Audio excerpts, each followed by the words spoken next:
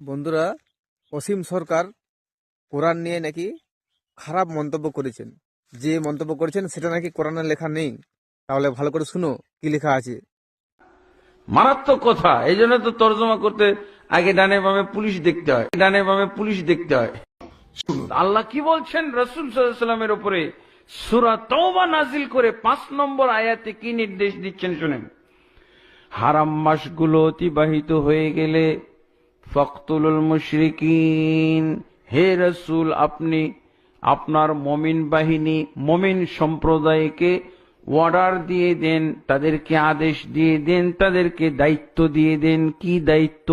ফাকতুলুল মুশরিকিন, মুশরিকদেরকে হত্যা করো যেখানেই পাও। কি বলছেন? হত্যার আগে আরো তো কিছু কাজ, হত্যার আগে কিছু কাজ করতে হবে না? ওই লোকটাকে তো আপনার গ্রেফতার করতে হবে, বন্দি করতে হবে। এই জন্য আল্লাহ এটাও বলছেন খুজুহুম, তাদেরকে পাকড়াও করো, তাদেরকে গ্রেফতার করো। খুজুহুম ওয়াহসুরুহুম, তাদেরকে অবরোধ করো, অবরুদ্ধ করো, ঘেরাও করো চতুর্দিক থেকে। তারপরে ওয়াকুদু লাহুম কুল্লা মারসাদ, মুশরিকরা যেই রাস্তাঘাট ব্যবহার করে সেই রাস্তাঘাটে বসে থাকো।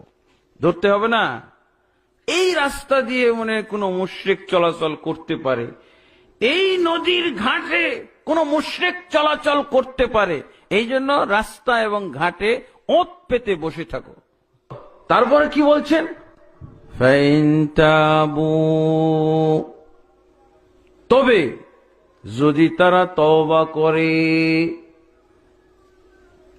ওয়া আকামুস সালাতা, এবং সালাত কায়েম করে, ওয়া আতাউজ যাকাতা, যাকাত কায়েম করে, ফাখাল্লু সাবিলাহুম, তাহলে তাদের রাস্তা ছেড়ে দাও, তাদেরকে গ্রেফতার করে থাকলে তাদেরকে মুক্ত করে দাও, তাদেরকে অবরোধ করে থাকলে ছেড়ে দাও, তাদেরকে মুক্তি দিয়ে দাও। যদি তিনটা কাজ করে, তওবা করে, সালাত কায়েম করে, যাকাত আদায় করে, তাহলে তাদেরকে মুক্ত করে দাও, তাদেরকে হত্যা করো না। শুনলেন তো? বলুন আমার দোষটা কি?